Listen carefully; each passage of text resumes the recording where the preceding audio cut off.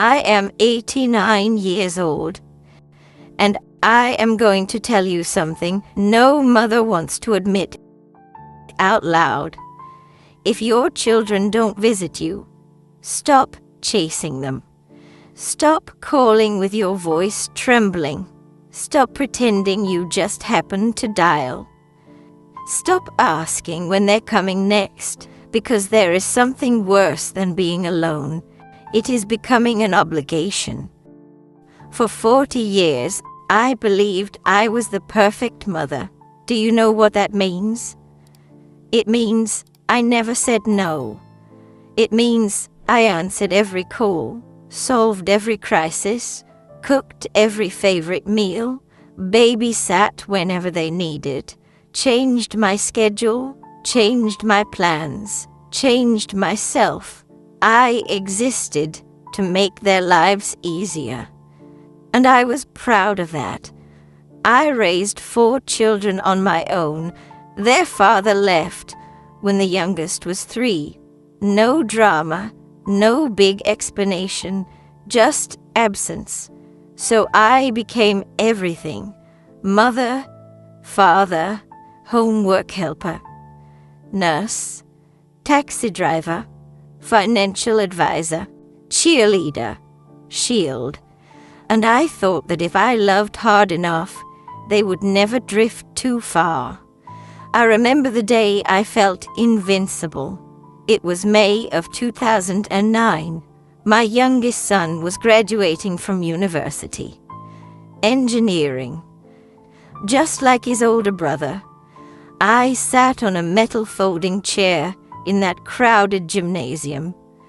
The air smelled like waxed floors and cheap coffee. Families were shouting names, holding balloons, taking photos. I was alone, but I wasn't lonely, because I thought I did this. I carried them through storms, through bills I couldn't afford, through nights I cried in the bathroom so they wouldn't hear me. And now look at them. Successful, independent, capable. I believed independence meant they would fly, but still circle back home. I believed that was how love worked. Sundays were sacred in my house. For 15 years, I set the table for 8, even when I knew maybe only 2 would come. Rice the way Anna liked, black beans for Miguel, roast chicken, coconut flan. I started cooking at 9 in the morning. By 3 in the afternoon, the food would begin to dry. But I kept waiting. Maybe they're on the way. Maybe they're just busy. Maybe they'll surprise me. I stored leftovers in 4 separate containers. One labeled for each child, just in case. Most of those containers spoiled quietly in the refrigerator, but when they came, when they came, it felt like oxygen returning to my lungs. There was an afternoon in August I still replay. Anna brought her daughter over. 3 generations of women folding laundry together. The sunlight made everything look golden. My granddaughter laughed when the fitted sheet twisted the wrong way. Anna wore expensive perfume now. She smelled like a different life. But for those 2 hours, I felt necessary, important, still central. I told myself, this is how it will always be. They grow. They build their own families. But they return. They always return. Except they didn't. Not the way I imagined. The change was subtle at first. Shorter visits, faster calls. More, I'll call you later. Miguel used to call every Tuesday, religiously. Then one Tuesday he said, "Mom, I can't talk right now," and hung up. The silence that followed felt longer than it was. I stood there holding the phone, listening to nothing. convincing myself he was just busy. But he didn't call back the next day, or the next, and without realizing it, I started measuring love in minutes. 2 hours on Christmas, 1 hour on my birthday, 45 minutes when a new baby was born. Hugs became brief. I love you sounded rushed. I began rehearsing conversations in my head. How can I be more interesting? Less demanding? Less heavy? I didn't want to become the needy mother, the clingy one, the one they avoided. By the time I turned 80, I already knew something was wrong. But I refused to name it, because naming it would break something inside me. So I kept pretending, kept setting the table, kept waiting, until the night I realized I had become an obligation, and that realization changed everything. I turned 80 on a Thursday. I baked my own cake, vanilla with strawberries. I even bought little party hats. It felt ridiculous, but hopeful. I told myself, they'll come after work. They'll surprise me. I set the table for 6, not 8 anymore. I had already adjusted my expectations. That's how it starts. You don't lower your standards all at once. You shrink them slowly, so it hurts less. Carlos arrived 45 minutes late. He brought flowers from a gas station. The plastic wrap was still crinkled. The price tag was still attached. He kissed my cheek. 3 seconds. Exactly 3 seconds. I know because I counted. He kept checking his phone. He said he had a long drive back. He said the kids had homework. He said traffic was bad. He stayed 22 minutes. I cut the cake. He didn't finish his slice. When he left, I stood at the door smiling. I waved until his car disappeared. Then I closed the door and leaned my forehead against the wood. Not crying, just understanding. This wasn't a celebration.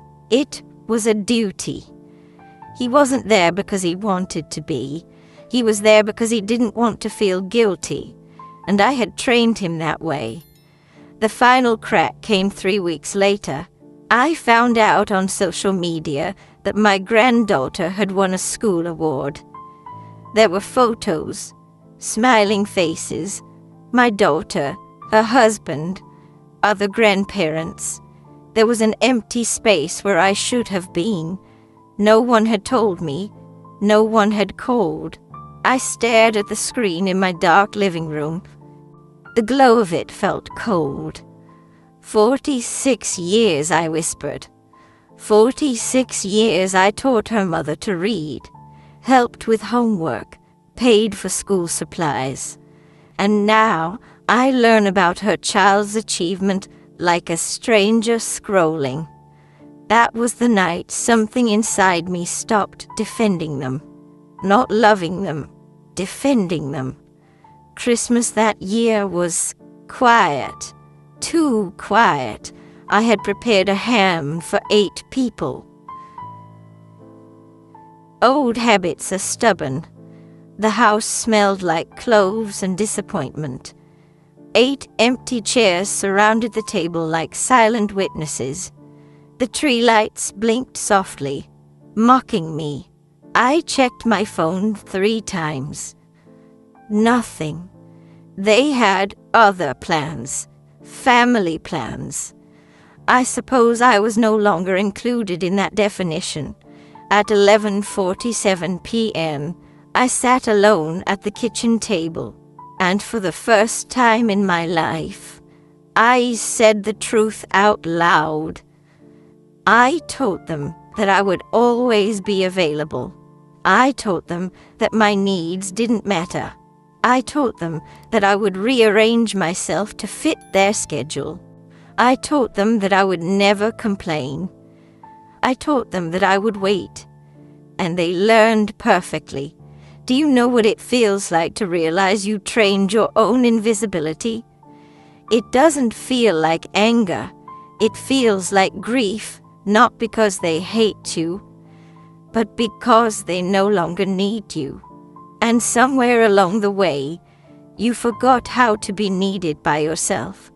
In the early hours of January 2nd, at exactly 6:03 the morning, I stood in my kitchen in my nightgown.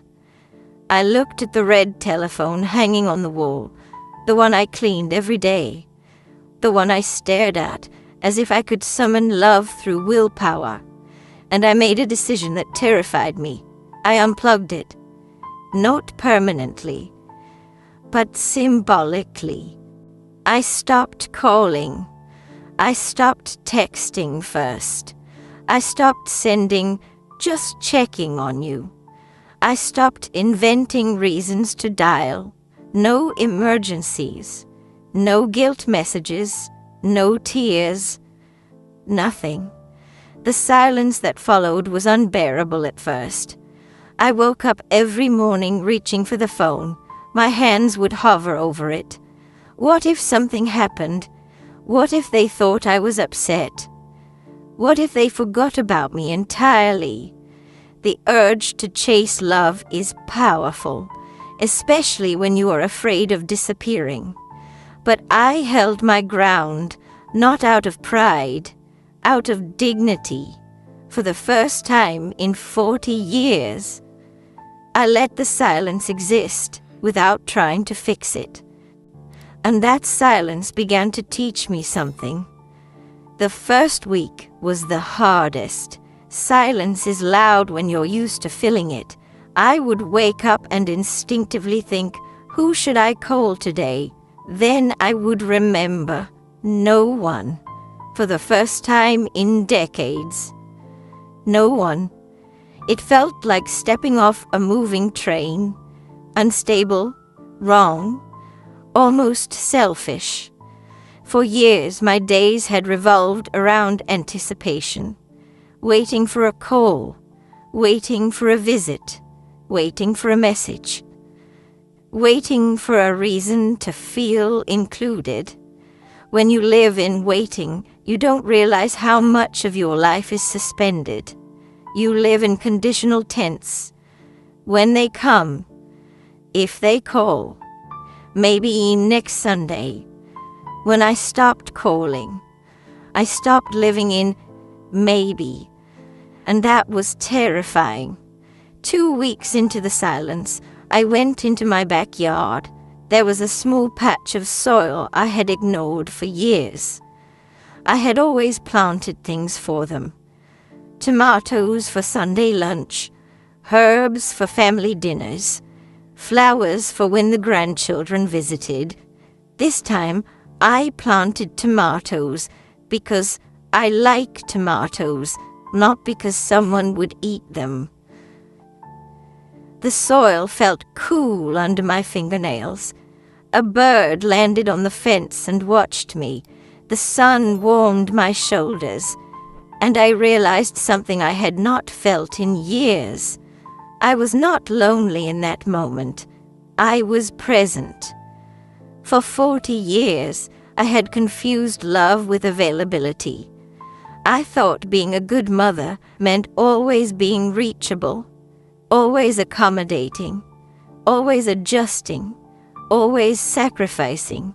But there is a quiet truth no one teaches mothers. If you make yourself endlessly available, people stop valuing your presence, not because they are cruel, but because you taught them you require nothing.